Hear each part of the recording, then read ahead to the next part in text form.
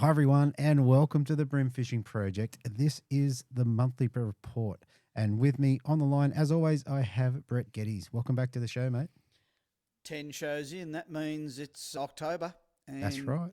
Deethy, we just keep rolling and I hope everyone's enjoying it. We enjoy doing it. And if you don't like it, you can bugger off. That's it. You can turn it off. It's all good. Just turn it off. And we're trying to put new bits and pieces in. And you've got the what cheeses me off. And I'm loving that angle. You had an idea and I'm really going with it. And I got feedback on toilet paper. Can you believe it, Deethy? Who would have known? All right, just a quick thing about what's coming up in the show. We've got the run around the grounds to see what's happening this month. We do have what cheeses me off. We've got another segment I'm not going to name at the moment. Ooh. I've done a bit of fishing. I've got a lot of products, a lot of things to talk about, a couple of which I'm really excited about, as well as the normal stuff. And what about yourself? Oh, Deethy, I've got a lot to get through. I've got new good buddies I've met. I want to talk about yellowfin tuna. Can you believe that? On the monthly Bream Fishing Project report. But Yellowfin. I have to bring this up. This is incredible. I want to give a little shout out to South Australia. They're going through some troubled times there. I want to talk a lot about Hobie. Yeah. Yeah. Some stuff that's been happening. I want to talk about Scott Lovey and what he's been doing.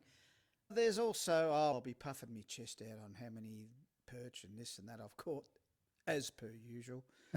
So I've got, and there's more. There's more, Deethy. More. All right. Let's roll the intros. We'll get straight into it. Here we go.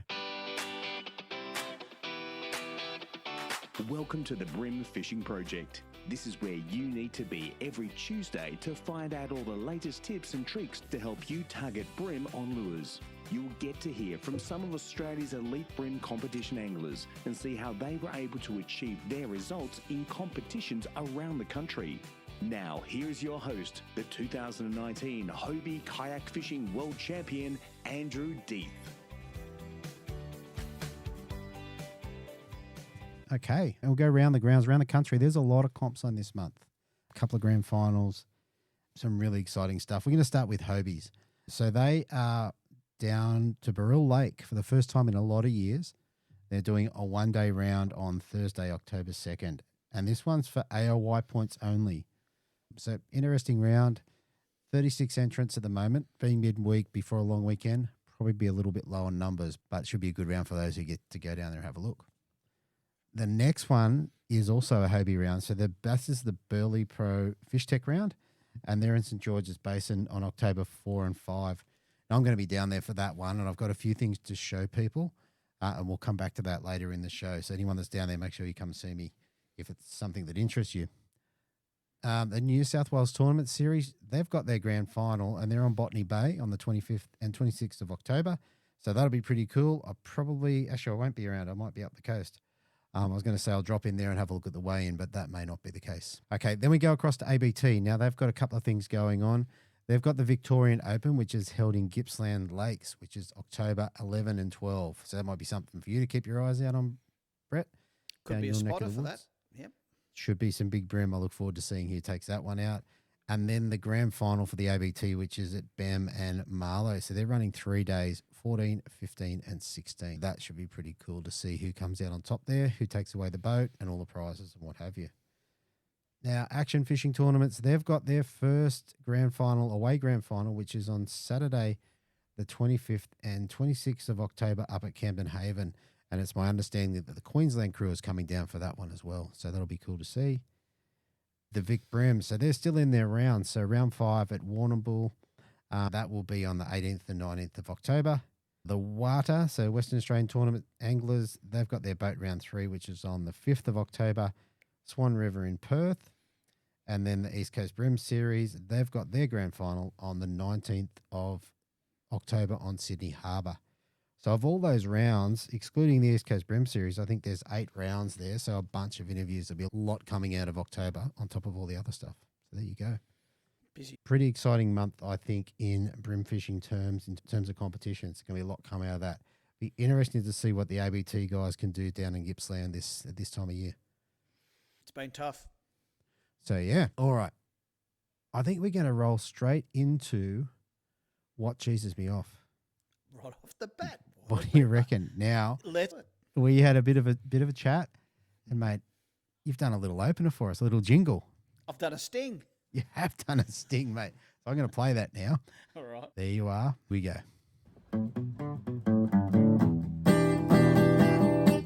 You know it's time for what cheeses me off. Oh, yeah. Oh, Brett, mate, that Davey. honestly, What do you reckon, mate? one of your best, mate. One of your best. Is it going to stick? I reckon we'll leave it up to the public. People can let us know what they think. I could play guitar. Oh, my God. Oh, I'm not just good at picking me nose. I can also play guitar. you can pick other things too. Mate, so good. All right, let's get into the segment. So it's my turn this time. It is. Now, it's an unusual one. It's something that caused me a bit of distress. Right. So I'm at work and I'm trying to do something, and within the building industry, or the sort of the industry that I'm in, mate, there's one spanner that continually gets lost. The 10 mil spanner. The 10 mil. The 10 mil, mate, and we use it for a few different things, for joining bench tops and this, that, the other. Anyway, I have several of these. I buy them not in a set. I buy them individually because, anyway, so I've got them everywhere. Anyway, I needed one the other day. So I'm searching around. I cannot find it. Open end spanner? Is it like, what is it? Is it a ring spanner? A ring spanner and open in the other end. Just need a 10 mil spanner. Could not find it. And I was doing a job where I was under a lot of pressure. Have to get this job done. Anyway, so whatever. I go up to Bunnings. I take the Bunnings card up and I go and buy the spanner, and I come out and I go, all right, I'll throw that in the front of the car because I got the kayak in there and it's all full. Throw it in the front of the car, and I open the door and there's a 10 mil spanner on the little, like the little foot shelf in the front of the van. So there you go. So you're the culprit. I'm the culprit. I had one right there. And I looked in my van. I looked everywhere. Yeah, so, man, mate, look. That's what cheeses me off. You bought something you already had. That's it, mate. That's it. But namely the 10 mil spanner. It was devastating. But it's got history. It always goes missing. It always goes missing. And this one, in this particular time, I actually bought a set of 5 spanners because it was $4 more to get the set versus buy an individual one. But the worst part was I was out of time. I really rushed, really pressured. And anyway, off to Bunnings, wasting time and money. Oh, leave the tissues. Fair enough, mate. And look, in the opener, you said that you've had some feedback. People are upset about their toilet paper. Oh, yeah, for sure. No, even up at Marimbula, with your last comp destination, I had pictures of toilet rolls sent to me.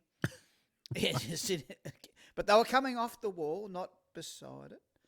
I had pictures of overflowing bins with toilet rolls. Huh? And just this morning when I went to deposit my dead roll and do the right thing and put a new one on, there it was full again, and I should have taken the photo, but my partner was present and I thought I'm going to get in trouble. I already got in trouble for the last what cheeses me off because she said, "You're the culprit, not me." I rolled my eyes. Fair enough. Yeah, no, I've had feedback. I got a lot of laughs. I had a lot of people contact me and say, "Yep, I get you." And a few family members said they enjoyed it too. They laughed and laughed. So that was good. That is good. Okay. Yeah. That is good. I think it's it's somewhat polarizing that. It's like some people don't care. Some people care so much. That's right. I'm getting old and cranky. I'm allowed to care. Fair enough. Well, there you go. All right. So, mate, what we might do is I might talk a little bit about the fishing that I've done the last month. For sure. And then we'll roll into what's going on with you. But in terms of the last month, we've been doing the Grubs Challenge. So in tune with that, I've tried to focus quite heavily on grubs, obviously, with some really good success. Good to hear. In the comp, did you fish grubs? I actually didn't. I didn't. Okay. Didn't work. No, to talk, if we jump to Wallaga Lake, so Wallaga was a beautiful place, great competition, but very, very tough. Yeah. And when I realised that it was that tough, whether it's the right thing to do, I actually decided I'm going to fish whatever I think is required to catch the fish. Oh, it's a comp. This ain't the collective. That's a comp. It's a comp, yeah, but I thought I'd be able to go better. But Yeah. I struggled, and 55 donuts on day one out of 75. Frightful. So, Yeah. and then Jason Marshall just absolutely smashing it with 3.5 kilos. Well, if he didn't catch a fish day two, he still wins. Oh, he needed one. He needed one. He needed one, did he? Yeah, he needed about 150 grams. Oh, yeah, I didn't do the sums right. Okay. So, yeah. Did well. And, yeah, and in terms of that one, we got to 12 o'clock on day two, so I'd fish pre-fish all day, day one, all the way through to 12 o'clock. I had not caught a brim, not a single brim. That hurts. Anyway, I had to go back to shore at about midday, and I went, okay, I'll just push off. The wind was blowing offshore, so I thought I'll just drift up the bay. Within 2 or 3 casts, I had my first brim. I could have turned around and cast to the shore. That's how close I was to the launch. And then I got another one, that ended up being me for the day. Yeah. But super tough. In terms of grubs, Jamie Cole, he did very well in the comp, came second. Got one of 2 guys with 6 fish, and a couple of his fish on day 2 were on grubs. So that's very cool. I must admit, obviously with the collective doing the grubs challenge, in interviewing particularly the Victorian guys, they're using a lot of grubs down there. Yeah. A lot of Z-mans and bait junkies and that sort of stuff. Very true at the minute. Yes. Yeah. Anyway, first session I did, I went into Georges River, and I thought I'm going to use my forward-facing sonar and fish the boat hulls, and the fish should be a little bit lower, fish the bottoms and the mooring blocks, which was really cool. Being able, the forward-facing, every time I use it, I'm just getting a bit better at it. I'm being able to adjust it better. I'm seeing lures land and drift down and get eaten by fish. I think it's absolutely amazing. But yeah, I chose to use some squidgy wrigglers because they're technically a grub, and I haven't used them for a long time. Mm. I ended up with a few fish, including a 36 fork, 32 and a 30. So I reckon they're probably the 2.2 to 2.4 mark, maybe 2.5. They were on the fat side. And probably the highlight out of that was just watching the lure drift down through the water column and have fish rise up off the bottom, and then the next minute you see them move and you go, I'm on, sometimes before you even know they're on. And lightweight, like a 12th or 16th? Or? Yeah, 16th and lighter. Yeah. So they're only fishing 3 meters of water, 2 to 3 meters. It's not really that deep. And there's almost no current. Yeah. And it wasn't important to be right on the bottom, not coming up to it. They're coming up to it. And the other thing that was good, I think in the first sort of 20 minutes or so, I paddled out and I was scanning around with the forward facing. I could see some fish. I turned around, cast out to them, and that was a salmon. Not a big salmon, just a little fella, but still so cool to be able to look at them and catch a fish. The reason I'm smiling is I looked at the next notes I've got, and mate, Tunks Park AFT in Sydney. Now, I spoke about a new segment, and this is where the new segment comes in. What's the new segment? So I'm not sure exactly what to call it. I really want some feedback on this, and I'm going to call it something along the lines of, I think I did a dumb thing. Yeah. Like on the sting. Or dumb things I did. I'm not sure. Anyway, Right. I fished Tunks Park, and I did fish it with grubs all day. Actually had a really good day, once again, with forward-facing sonar, watching the lure go down, seeing fish move on it.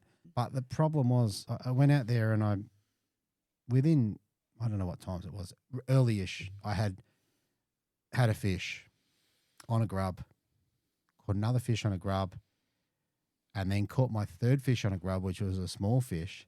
Anyway, the dumb thing that I did was I did not take a photo of that third fish. I talked to you on this day. Yes, I remember now. Oh, this is your... I got it now. This is my dumb thing. Got it. Because it would have put you into 5th? It would have put me into 5th. Yeah, you saying that. Oh, you dumb thing. Well, I must admit, when we're doing the weigh-in and they were counting the measurements up, and it wasn't a very high-scoring round. It's one that James Tran won. Yep. And I was like, it kept going up. I go, no, like fifth. Yeah, I don't get fifth. That's probably okay. But if I had missed out on third or second, oh, it would have been tears. There's a prize pool money there. You get money there, don't you? There's money there. Set? There's money there. So it's funny. Like I would always say, always put your fish in your live. I just thought on the day I'd caught 3 fish in quick succession, really early in the day. This is a small fish. It might have been a 20 centimetre fish, but in a measurement comp, they all count. Yeah. I'm just thinking on the run, Deethy, Paul Kelly's got a song called "I've Done All the Dumb Things." Yeah, I like that song too. I'm a bit worried about copyright infringements on that one, but we might have it round a bit. we might have to do something. Or maybe one of the viewers can create one as well. Oh, good call. That'd be cool too. Maybe Carl Dubois, he plays guitar as well. He's a pretty talented cat. I did not know that. Oh, he might. I'm just saying he might. I'm trying to handball it to him. Oh, fair enough. I think you should have a crack. I think you should. Fair enough. All right, so we did Georges River, Tunks Park, Wallaga.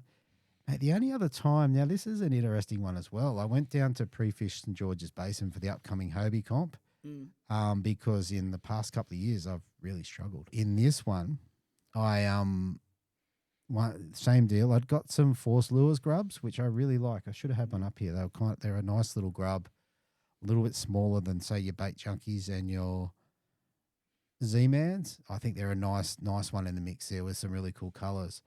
Once again, the active target just seems to keep getting a mention. I fished with Stewie Dunn, and when I came up to him, I'd already caught a couple of salmon because you could see him by scanning around. You see a school, you can see how far it is, what direction. Cast out there, let it sink down, a couple of twitches, and you're on. And I said that to him. I said, I paddled up next to him, and I said, they're only about 5 meters on the other side of you. And he cast out. I went, no, they've moved. I go, no, they're about 20 meters out. Cast 20 meters out, and same deal. 20 meters out, a couple of twitches, and he loaded up on a salmon. So that was pretty cool. Yeah, nice. Now, for all the brim anglers out there that fish in the Hobie comps, I only caught one brim. One brim. That's ugly. One legal, sorry. I did catch a little one. But I do have a tale of woe for Stewie.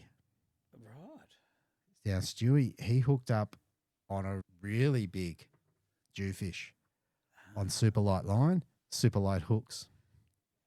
5 pound line? 5 pound line. Oh, yeah, 5 pound. Yeah. And light gauge brim hooks. Little grub too. I know, he was on Range Vibe. Anyway, I'm going to show you some footage. Now, this is some forward-facing sonar of him on this fish, and I should be able to. Okay, so you should be able to see that now. Yeah, I can see. Okay. All right. So what I've got here, there's no sound with this video. Obviously, it's a forward-facing sonar. Yep. Up in the top left of the corner there, you can see this where I've got my arrow. There's that little fish. That's actually a really big jewfish. Yeah. Like a very solid fish. You can see it.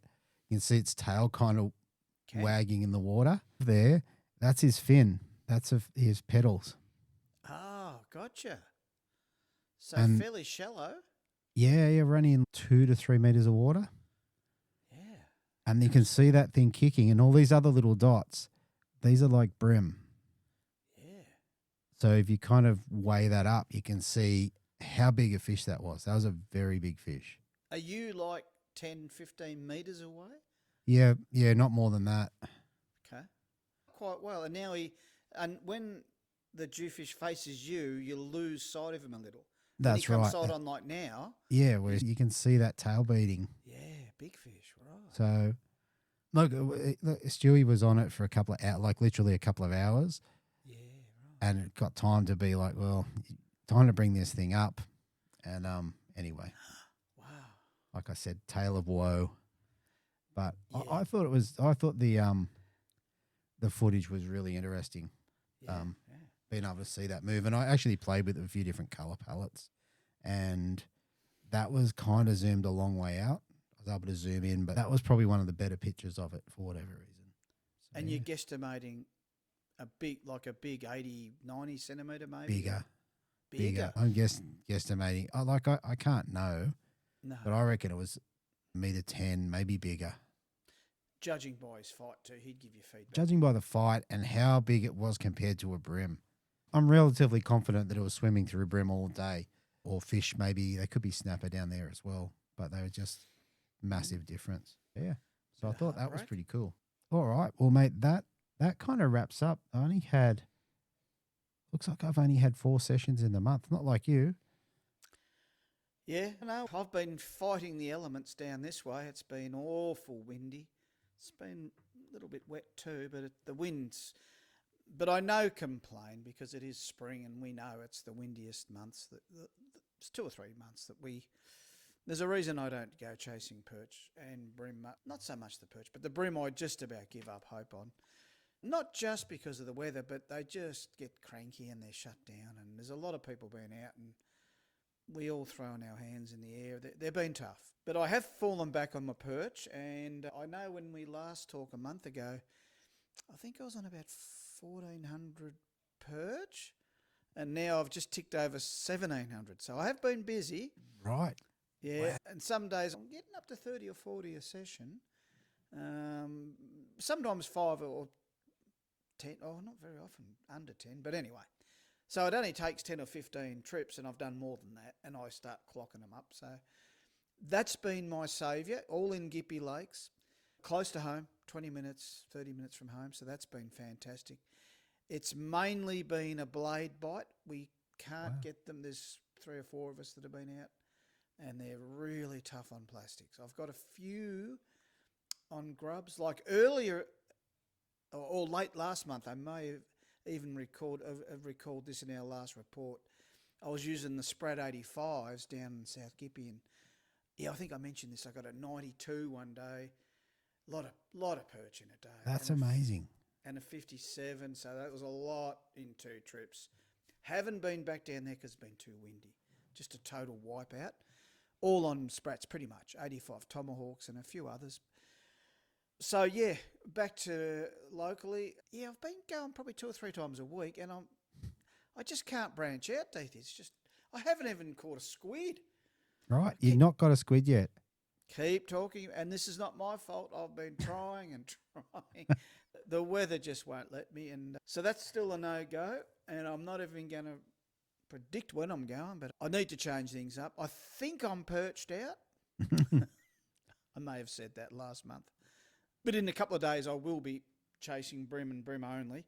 Yeah. A couple of places where Leon and a good mate, Rick, they've been getting up to 20, good brim, up to 44s. Yeah. So I'll be chasing them down. So that's my next mission. So the brim boots slowly coming back on. Right. Try and put them back on. Yeah. And they, incidentally, were all caught on grubs. Okay. Not that Very they're in good. not that Rick's in the collective, we know Leon is, and they were Sprat 85s. Okay. Yeah, very the camo cool. colour, yeah, so that's been good. And that leads me to a segue. I've been using the grubs as per collective. It's the challenge. Very nice. And I've been failing pretty bad. As I've alluded to, it's been more of a blade bite. Interesting. Yeah. However, I've decided to put the sprats away because, as you pointed out, they work. So I thought, okay, well, I'll pick up the challenge, and I've even bought a packet of Crush City Creepers. Can you believe Look it? out. You spent some money. No. What did I get? It was what colour was it again? It was the purple haze. Purple. Oh, that's a really cool colour. I like the little glitter in there. It's like a tomahawk, see? Yeah. Anyway, it's a long-winded way of saying I haven't used them yet because the bite hasn't happened. However, I did use the Force Lures grub, the creature grub. Ah, yeah. The little 62 mil, I reckon. You were kind enough to send me a packet, and I looked at them and I thought, they're sexy. And it's not necessarily a curl tail grub, but it says grub on the packet. It does say grub. It did, Deethy, so I'm overruling. I'm saying they count Yeah, because okay. I got one perch on it, and I persevered for a little bit too, and I thought, I got one, I'll get more, surely. That didn't happen. I got one. But I like the look of it. I like their profile. I like their greasy finish. I like the plastics that have got that. Do you know what I'm saying here? They got that nice finish on them. they stay supple. Yeah, okay. I don't know. Yeah. For me, it's a thing. Maybe it's just me. You got lures. I'll have more on that later.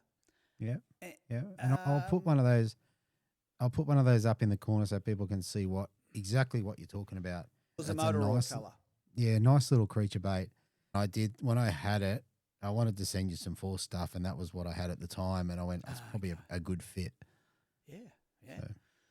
So that ties in with the collective. I've tried me bit, but I've not done. Okay. It's still tomorrow, mate.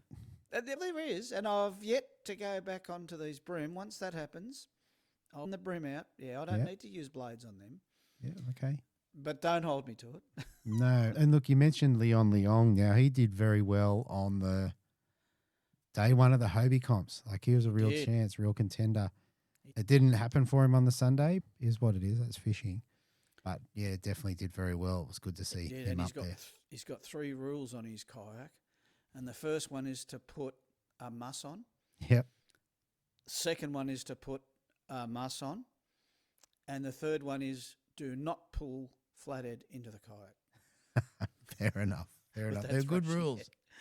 They're good rules. I nearly made him say rule 3 was the muss because I think that's what he got him on day 1. Yeah. Eventually. We better not talk Leon up anymore. He seems to get too much of a mention every report. Anyway, I do digress. What else do I want to talk about? I wanted to mention yellowfin tuna. Really? Deethy, it's out of our zone ballpark, but I had a good buddy, Frog. He lives not far from me in Sale here, and he was up there.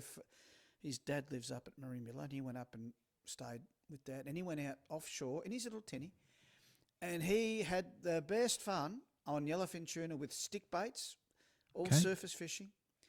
And he said, by all accounts, and everyone's talking about it, it's the best tuna fishing yellowfin up there ever.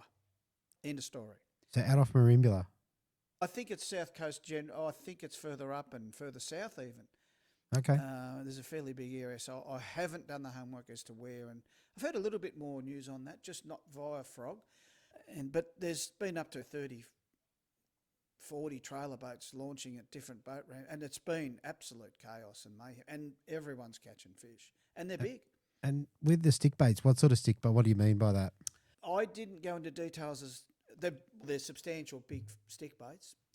He puts single hooks on them, but he has stinger single hooks off it. He runs, like not a double sting, just a one sting hook off it. And he has them, he high sticks it, and he has them floating across the top. He says you don't want to so much pop them, and he was quite specific about how he got them to bite. Yeah, and he mentioned that it was so exciting because the tuna are rushing him and they're pushing the popper up and out of the water. And they're rushing him that fast. And he said, so you're missing a lot of hookups. And he's also made comment that you've got your stick bait in a fish's mouth and it's all airborne. And there were other people that have talked to me since and have said the same thing. It's just been crazy. So as far as lure fishing, and I gather they're trolling and doing other stuff, catching them too. But all the pundits are saying that it's the best ever. So that's a really big call. Okay, that is a big call. And it's magic to see, DT. We've got some great fisheries that are right around the country. We've got the big dusky flathead bite that happened last year here in the Gippy Lakes, the bream recovery. There's just too much to mention. There's a lot of good options. A lot of good options.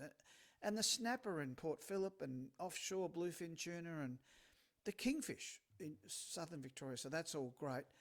That leads me to just to send out a bit of a shout out to our South Australian anglers. They're doing it tough over there, Deethy. They've got a big, massive fish kill on over there that's been going on for months. Right. In what systems? Well, so what it is, it's offshore. It's coming in off the coast. But it's long lengths of coast. And what's happened is there's been a big upwelling of nutrients from even like the Southern Ocean. And so what's happened is that the nutrients have all come up into this area and the oxygen is starved out because it's been like the nutrients, they get broken down and it robs all the oxygen of the water. Right. And so there's been fish washed up on shore, like lots of gummy sharks and rays and that's horrible. Whiting and flathead and all sorts of fish, like multitude of species and like really significant fish kills. Yeah, wow. to the point that, you know, the tourism over there is really suffering. And it's all over the news, and it's the government has been involved and declared it something really significant. And anyway, I just wanted to reach out because that could have happened to us. Like we're all a community. We might be in a different states, but we are a fishing community all over. And I wanted to make mention of that. Here we are basking in what we're doing, and having great fun and just great fisheries here. But geez, they've done it tough. So let's hope that, look, nature's tough and it will bounce back, but man, it's going to take time to repopulate. But it will. Nothing's ever wasted in nature, so there's lots of dead fish, but that will feed into the food chain long term. And I'm trying to make some positive out of a pretty bad negative there, but I had to bring that up. So it's interesting because I've not been aware of offshore fish kills. That's aside from a man-made disaster. I didn't know it was a thing. And maybe we did have something to do with it. I don't know. No, very much natural. The scientists are all over it. Yeah. They know how, why, and when. And it's probably not the very first time. There's been less, probably not as significant as this one. But that's hurt me to read and see all that. And not just that, but just the suffering of the environment, the big one too. Not just that we as anglers are missing out, but it's just not nice to see the environment suffering like that. But nature does things in mysterious ways. And probably all balances out. Let's hope. So what else has happened in my part of the world? Hey, I've got to talk about a new buddy I've made. Okay. Look, there's a page, it's called the Estuary Perch Fishing Australia, and there's a page that we all contribute to, and that's all our perch fanatics, and I've contributed to it, as you can imagine. But there's one particular fella on there that I've watched for years now, and his name's Andrew Kettler. Sounds like a great guy. He does.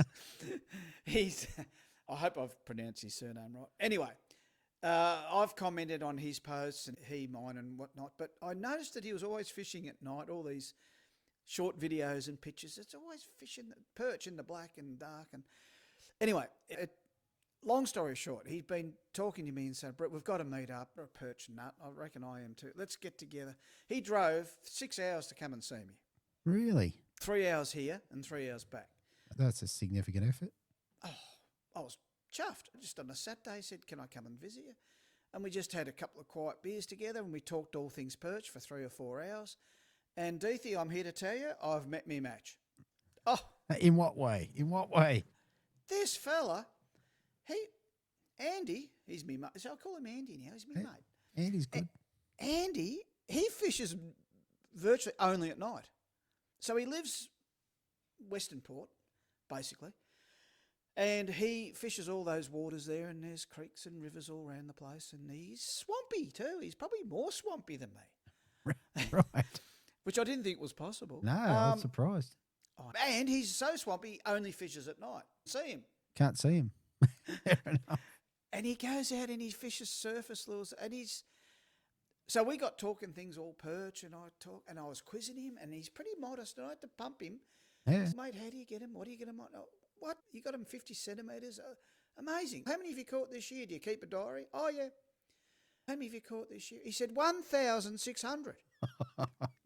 And I went, flip me, Jip. Me jaw dropped, and I thought I've met me match. And I said, I'm about the same. Right. But hang on, I do gentleman's hours. What? You get them all at night on surface.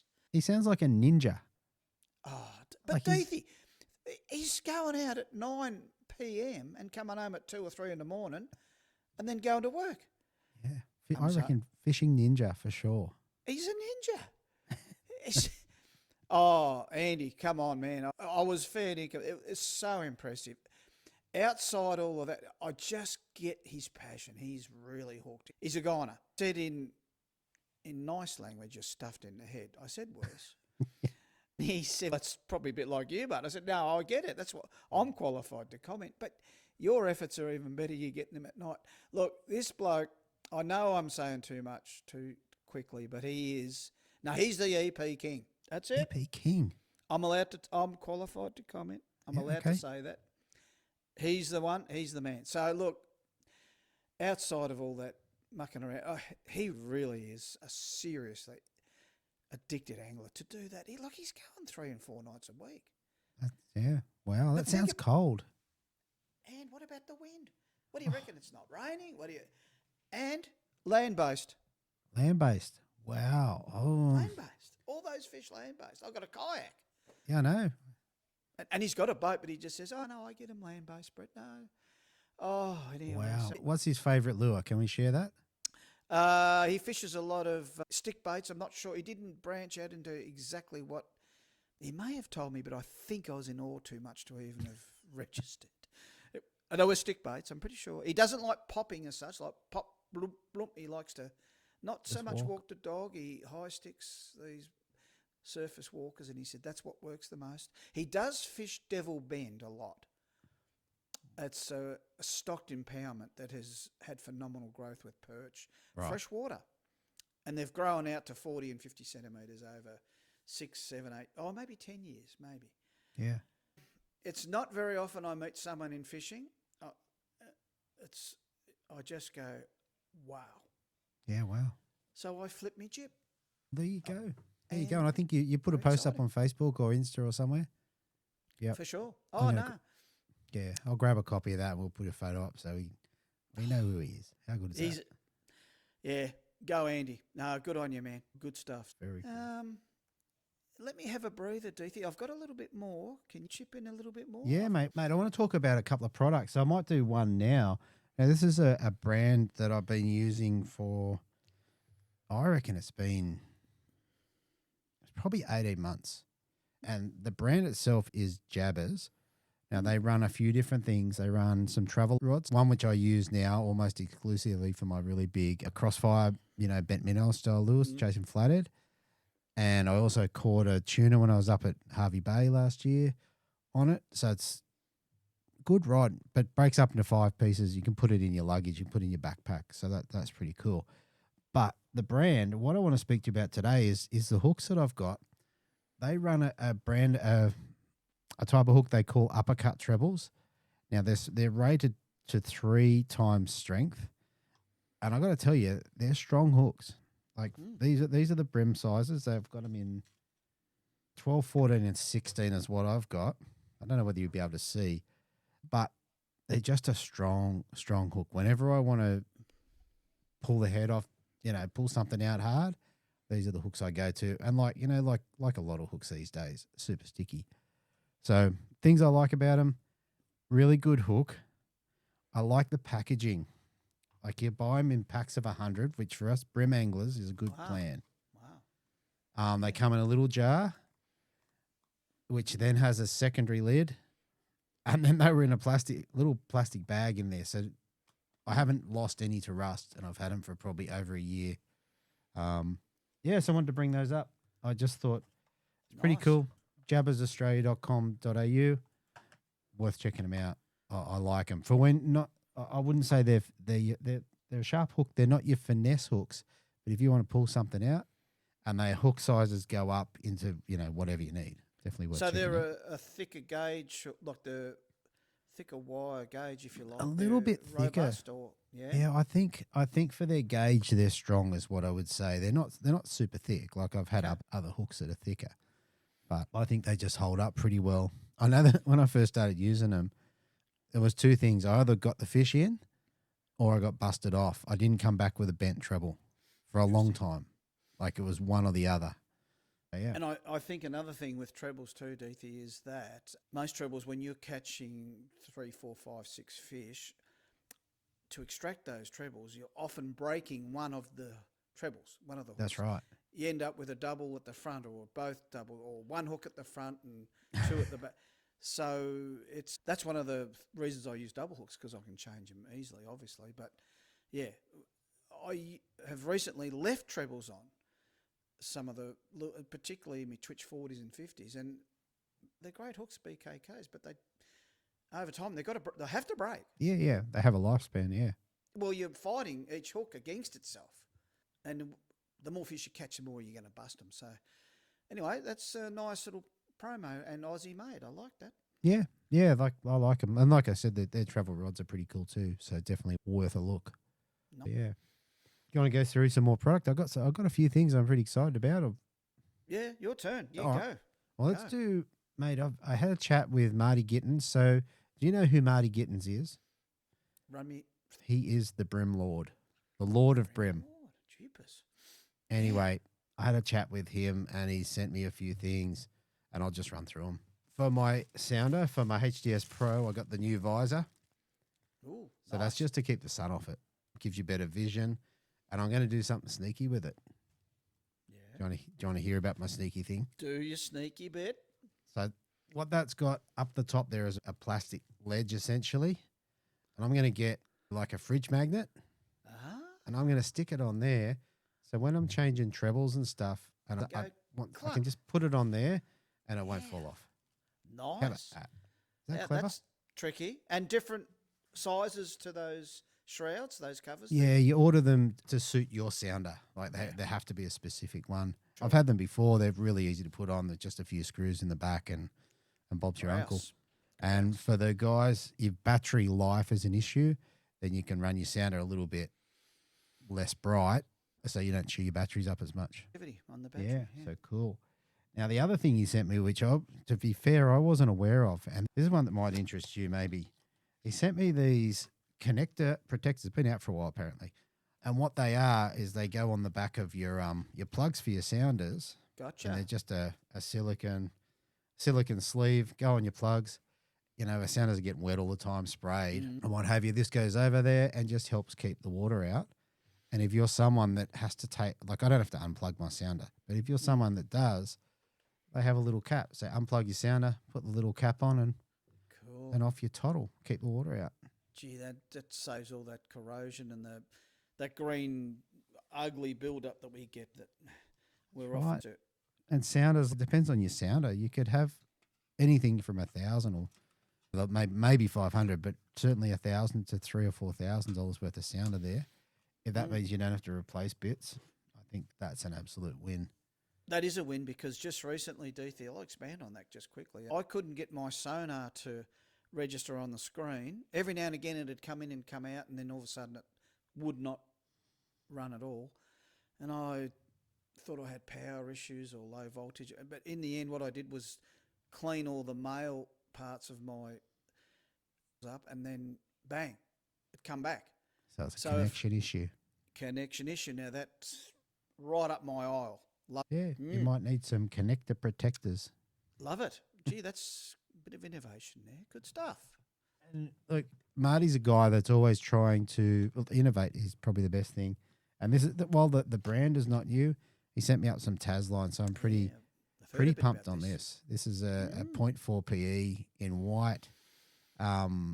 It's rated at 8 pound, but it's got on the back here that the actual braking is 14.7. Yeah, that'd be so, right. And it's got a little bit on the side. I haven't spilled up yet, but super supple. I'm looking forward to using that. I definitely use a lot of 0.4. So yeah, it's funny you mentioned that because my buddy Rick has just moved on to the Taz line, and he kept on. Yep, he just ramped it all up. He told me only last week. Yeah, and that's his new Taz line. That's his new favourite. There you go. There you go. I was going to say by this time next month, I'll be able to tell you. I've got 2 spills there, so I've got one reel that really needs it, another one that I'll do. See how it goes.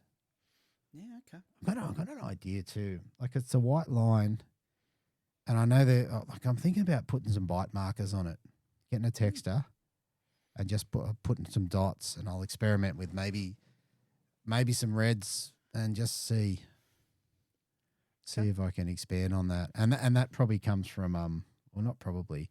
From a discussion I had with Joseph Gardner. I did an interview with him while we were at Wallaga. So I've done an angler interview, angler profile, which will come out through Hobie. There was a lot to edit, so maybe in the next month or so. Very cool interview. Look forward to that. Yeah, and he uses jigging braid because it's all multicolored, so that he can see the strikes better. Interesting. So yeah. Okay. It was an interview that I did. I was really excited after it. I've gone, that was a good interview, so I'm hoping people like it. Nice. But yeah. So that's the BurleyPro thing at the moment. So they've been really good, and as it turns out, they're sponsoring the St George's Basin round of the Hobies. So that's very cool. Okay. Mate, I may as well run through all my product. I've got 2 more things to run through. Do and it. one of them, Yep. I shall start with this one, and the next one will run into some stuff that you want to talk about anyway. Mate, this came to my attention just yesterday. So this is a product called Shine Away. Have you seen this? Haven't seen Shine Away before. No. Okay. This is, and I'm probably not going to do it justice, so people have to go and look it up. It is a line treatment system. It's a little bit of mud sort of stuff. And the idea is a few things. The guys that kind of invented it are Travis and Armando, and they have this product Shine Away. So the idea with this product from Shine Away, they've got a company, they've got a few things coming out, but what this does is it helps clean off any contaminants on your leader lines, any sunscreen scent, oils off your hands, and it also has an abrasive property that takes the shine off your leader. So it takes the glossiness off it. And what it does is it reduces the leader's visibility. So I haven't got a photo for you, Brett, but for the people here, I'll put a photo up here of what it does to your leader. And in the one on the left is the one without Shine Away. The one on the right has Shine Away, and you can see how much difference there is in the in how much you can see it. Also, and Deethy, just to interrupt, it may also help the line to sink when that occasion's needed. Their take on that is it doesn't affect the fall rate of the lure. It doesn't change it one way or another. Doesn't break the surface tension or anything? No. No, that's not how I understand it. They do have some other products which have not been released yet. Now, this product is rated up to about somewhere around the 10 to 12 pound leader. It's because my first thing was I thought with 17 pound, I thought, wow, this will be really good. But it has a different effect on that thicker leader for some reason. But, mate, I honestly think if we talk about 1%ers, and without fishing it, I actually think that's going to be a bit of a game changer to use it, a common tag. If you can make your leader so they can't see it as well, it's going to have a massive difference. And I had a really good chat with Travis, who's one of the guys involved in this, and he was talking about how much stuff on your leaders makes it so you can see, and I'd not ever considered it before. Yeah, So okay. I think he's a trout fisherman, and sometimes trout guys, they pay attention to this stuff. Yeah. Yep. So yeah, pretty excited about that one. I think that's going to be really good. So yeah. Nice find. Good job. All right, next thing. Now we've spoken about this before is the Lovick Bay boots. I still think they're the FM boots, but Oh, what a ripper. Yeah. mate, so good. Mate. I love my Bay boots. But Scotty's done something. In action. Mate, he has sent me every size. So I have 5 sizes from 8 through to 12, I think. Yeah, this blew me away, this one. I love this. Yeah. This is fantastic. Go, And Scott Lovick. so good. So I'm going to So have those good. down at St. George's Basin. So for the guys fishing the Hobie round, Yeah. if you're interested in them, you want to come and try them on and get your sizes, come and see me, and we'll go from there. Gee, mate, we have to get some people on the collective here to pick up a prize or something, mate. Really. I think so. I've seen him in action. I've got 2 mates that have got him. Mate, they're good. They're looking, and you too. Yeah. They're good. Yeah, so I think we'll do something with the collective. We'll give away a pair in that. Such a kind thing to do, Scott Lovick. Good Yeah. job. Yeah, so good. And in terms of boots, like all winter I've worn them. I haven't put my long pants on. And the actual you Lovick leave them dry on. pants. Me mates leave them on all day. Yeah, you leave them on all day. Yeah, no, very comfortable. Just nice being able to walk into the water. Yeah. I've probably never even walked in up to my knees. These go up over your knees, but you don't normally need to get Probably in don't that far. need to. No. So yeah, definitely worth a look. If people like keeping their feet dry, keep them warm, this is a product you should jump on. So yeah, which then leads us into mate, we're going to have a bit of a discussion about Hobie and Scott Lovick and. Yeah, look, I wanted to bring Scott up anyway because I know he's had a name change. Lovick Kayak Fishing is now officially known as. It used to be Scott Lovick Hobie. And so he's broadening his horizons. And I think he's got a few new products, as in kayaks too, coming on board, which is really interesting. And I've had a quick look on the website just this morning, did a little bit of homework there, and went and checked the Bay boots out too. Did you? I did, yeah. Very good. So that's interesting. And also, I want to talk about Hobie in general because there's been a lot of noise recently, Deethy, and some of it somewhat negative. That Hobie's been in trouble and they've put the flag up and they've been up for sale and they've been bought. Yep. And there was a lot of talk about they weren't handling things right or they were in trouble. And in fairness too, I think that coming out of COVID didn't help them. There was a lot of supply issues, a lot of stuff. Everywhere across the world had supply issues. Around that time. There's been a little bit of negativity as far as drives that break down, particularly the 180. I've made this well known that the bearings, the roller bearings, can be compromised in the 180.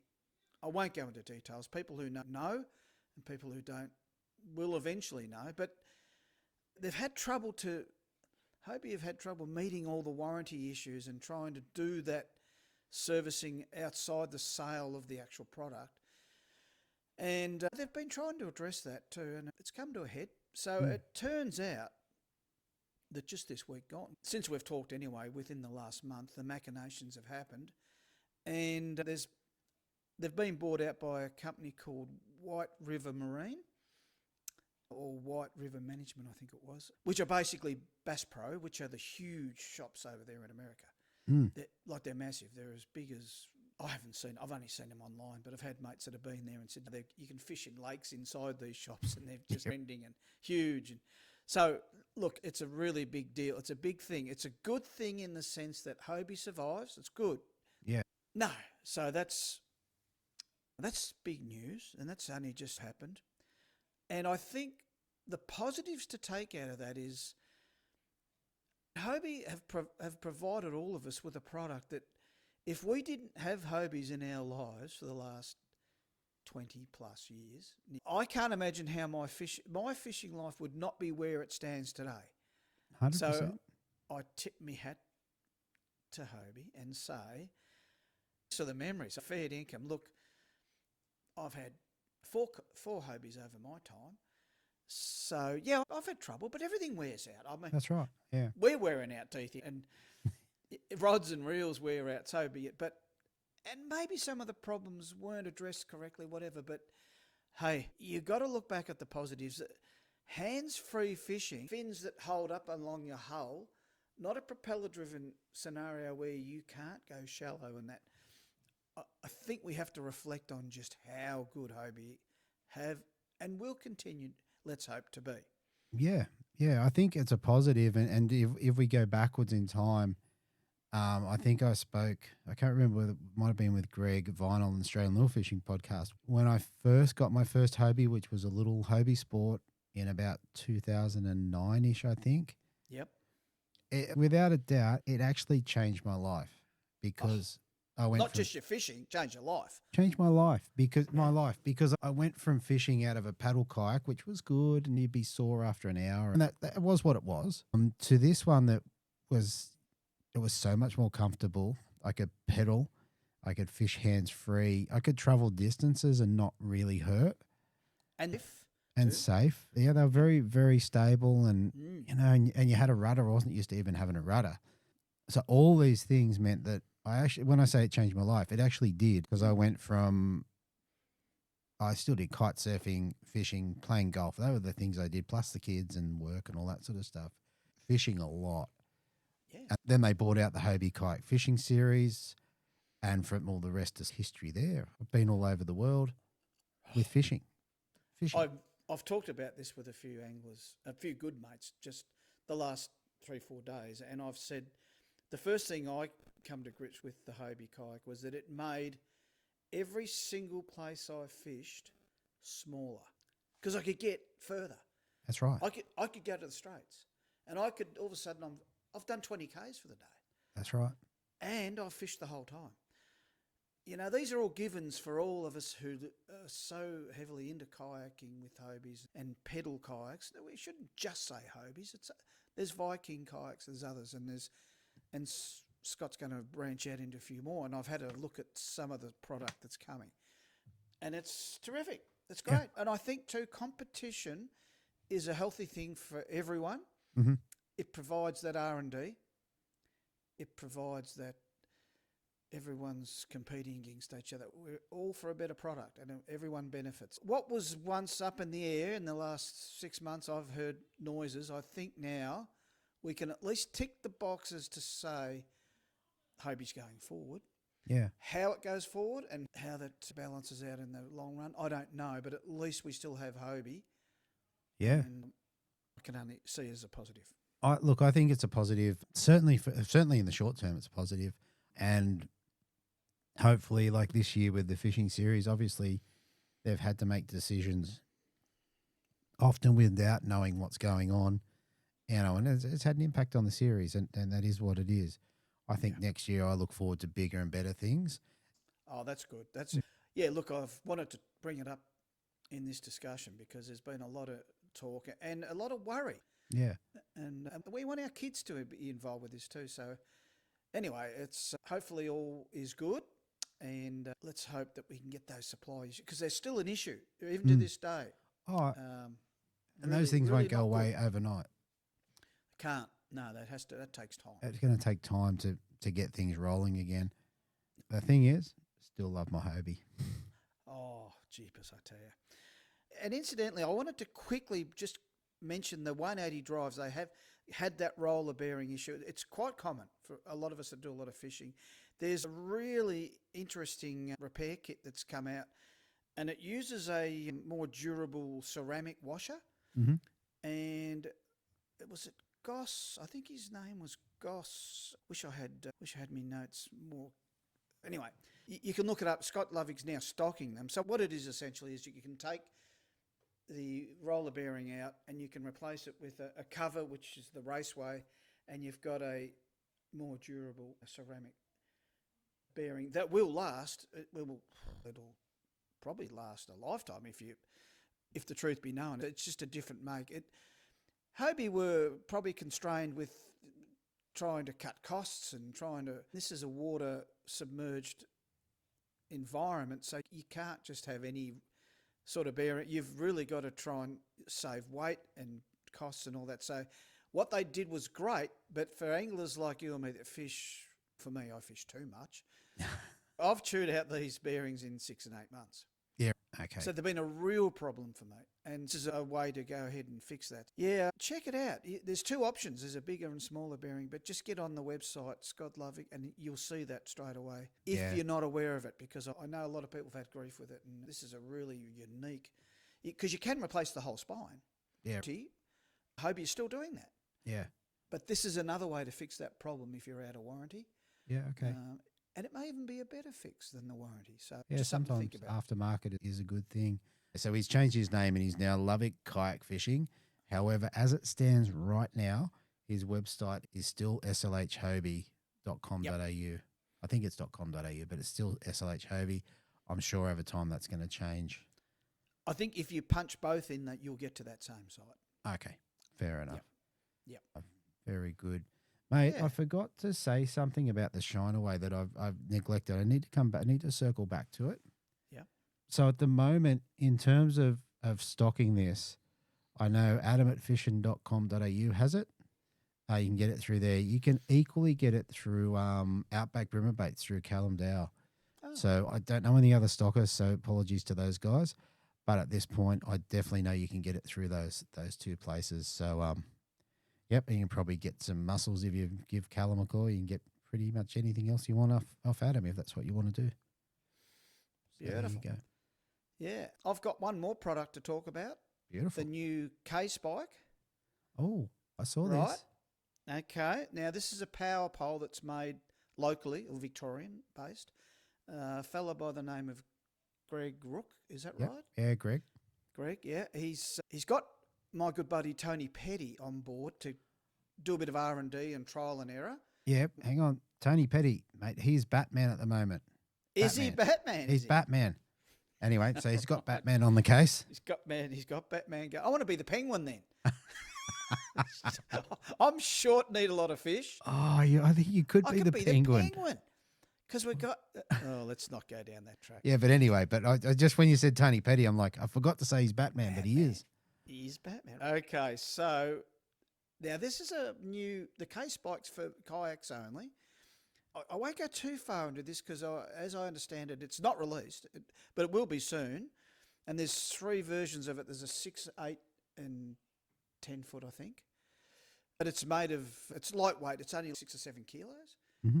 And to suit kayaks. But it's locally made. And I'm going to have a good look at it tomorrow. We're going to do some filming and we're going to do some photos and try and get a few shots tomorrow. I'll do that with Batman tomorrow. With Batman, yep. Yep. And can you get him to wear a mask? A Batman mask? Does that make Naughty Alfred? Oh, I can't remember who Naughty is. Naughty's someone. Is he the ice? Who's the Iceman? One of them's the Iceman. That might be Burrill. Might be Burrill. Might be. Who's Naughty? I forget. He might be the Joker. He might be the Joker, I think. With the big laugh. Of course he is. Anyway, I wanted to bring that up too because that's a local thing. I'll have more on that later when I'm allowed to talk more about it. I shouldn't have expanded too much, but I want to put a shout out. Yeah, I think we can we can expand on it. I'm going to expand on it a little bit, mate. It's got the attachment that got my ears pricked up. Yeah, it's got essentially a drift chute attachment, which you can put on instead of throwing a drogue or a drift chute. You can use this and use it like a sea anchor or whatever you want to call it. Right. And I think that's phenomenal. That's important. So yeah, that'll be cool to see. Okay.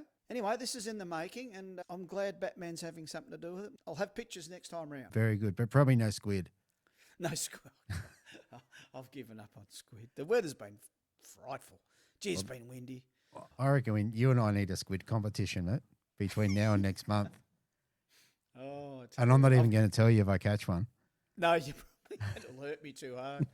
I've got a window this Monday coming, so fingers crossed. Throwing it out there. Oh, I know. I shouldn't say that. That nearly wraps me up, Deethy. I know I've had a lot to say this time, but I hope everyone loves me sting. I think it's good. Let us know. People can let us know what they think. What cheeses me off intro. That's me sting. That's it. I actually need some help from the listeners, mate. This one obviously is a YouTube-based episode, and I want to build the subscriber base up. I've never really put it out there and say, please subscribe, but I am in this one. I'd like, if you enjoy the show and you watch or listen to it on YouTube, if you can hit subscribe, that would be really cool. At the moment, we're about 337 as I record this. I need to get that up to 1,000, or I would like to get up to 1,000. If you're listening every week, it'd be cool if you hit subscribe. And YouTube's got some cool stuff coming too. Yep. If I release an audio-only podcast, apparently they're going to put images to it, so I can't wait to see that. Oh, that's okay. Yeah. You might see Batman on there and the penguin. We might see Batman. If you mention Batman, maybe he'll come up. We've got to work out who you're going to be, mate. You're not Robin. But I'm not part of the crew. It's a hurricane thing. You can butt in. You could be like, could you be Muttley? Yeah, I probably could be Muttley. I'm just plucking at straws, mate. Mate.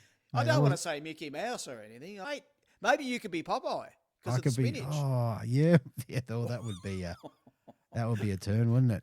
I'm only thinking. Yeah. That would be pretty cool. Mate, one thing we didn't really talk about is in October, mate, what's the fishing typically like down there? What are you looking forward to? Yeah, October starts warming up a little bit more for the bream. These are the worst 2-3 months for bream down here. I look through my fishing diary and on that side of it, it's still going to be a little bit tough. It's going to slowly ramp up as the water's warm, the fish will come out in the lakes and so forth. But right now, the bite's been tough. I actually spoke to Peter Nord this morning, and he had been out with Burrill in the boat. I think they caught between them 10 bream, and they weren't big. They saw thousands and thousands of bream. They went everywhere. And this is typical of that September, early October scenario. It can be awfully tight and tough. So, in a nutshell, it's going to be... But this is where I look for... I go elsewhere and, chase the perch. But the dusky flathead thing, that for me is going to be the real big thing. I know this doesn't help bream anglers. And I know we've got the bream comp coming up shortly. But I ain't that good a bream fisherman. They're too hard for me this time of year, honestly. They're just too hard. But have you found that a little bit the same in your neck of the woods? Is it, generally speaking, the toughest months? Yeah. I think maybe August, but certainly, August, September for me. They're not my favourite months. And this year, I mean, August, the weather was just foul and we weren't catching fish, so I wasn't very inclined to go. September. And the yellows are a different critter. Yes. Yeah. Yeah, so they're probably warm. They're probably firing up into that. Yes, we're starting to come back. We're getting into daylight savings in a week or so. A couple of days after this will come out, it'll be daylight savings, so that's going to be cool. True. Having said that, with my October is going to be very busy. I think I'll start to slow down into November with a lot less comps, but October is going to be a little bit mental. So on that note, how many interviews have you done in the last week or two, mate? The last week or two, I think I had 9 2 weeks ago. I've done 3 this week, 3 last week, and I've still got 3. I haven't done the New South Wales tournament, so I've still got 3 to catch up on. But into October, there's 8 comps. 2 of them one of them's the ABT Grand Final, so there's 6 interviews out of that, and then 3 out of, so there's 29 interviews for October. Wow. Yeah. So it'll be busy. It's a big workload, mate. Thanks for doing it for all of us, on behalf of all of us. Yeah. Thanks for keeping that. There's a lot coming. One thing I've forgotten, mate. I've forgotten something which wasn't in my notes is, and I do need to talk about this, is I changed the hosting platform from a company called Libsyn. So what the hosting platform is somewhere where I upload the podcast and then that shoots it out. So that platform shoots it out to all Spotify, Apple and all that sort of stuff. So I changed the hosting platform to Podbean, which people can find it there if they wish to. And the reason for that is I can do what they call dynamic insertion of ads. So I can, instead of running ads that are baked in and, if you listen back to the early episodes, those ads will relate to what was going on 2-3 years ago. Now I can put ads in that'll be current, and they may even be in front of this episode by the time it comes out. Right. So it would be a current ad will run, 5 or 10 week blocks for people who want to do that. And it'll be more current. And it's one of the things that's going to need to happen for the show to continue long term. Yeah. Like it really has to pay for itself, For more than pay for itself. So 100%. And look, the good thing about it, I mean, I listen to a lot of other podcasts and a lot of the advertising doesn't hit its mark with me. For anyone that's listening to the Bream Fishing Project, the ads will be relevant to you because it's aimed for bream fishermen. So, you might hear about lures in one. It could be, holiday bookings in another one, which for the competition anglers is important. Yeah. Through to kayaks. Nice. Yeah. That's important. All right. I think we've just about come to an end to it, Brett. Oh, we had a lot there. I had to make notes this month. I had a lot to get through there, so thanks for letting me get through it all. That's been fantastic. I had a lot to get off my chest too, a bit. And, fair enough, mate. Oh, and the sting. Yeah. Yep. Well, that was very cool. I did enjoy that. Mate, you're up next for what cheeses me off. I'm still interested to hear what's cheesing people off out in the greater community. I'm definitely keen to hear about people that have done dumb things. Love dumb things. I've done some. Now that you talk about it, I could mention 2 off the top. I'll save them. You got to save them. Save them for next month. I want to hear what dumb things. And if anyone wants to create a jingle for that, please feel free. And I'll probably have a crack myself. We'll see what happens. Send a message. We're happy to read them out. Happy to get you on. Happy to get you on. We definitely put you on for a couple of minutes and pretty good going. Thanks, Deethy. Brett, I'm going to roll the outro. And, mate, thanks for coming along. I'll talk to you next month. Go the squid. Go the squid. Thanks for listening. Hopefully you were informed, inspired and entertained. If you were able to learn something or just enjoyed listening, please consider subscribing and rate us on your favourite podcasting platform.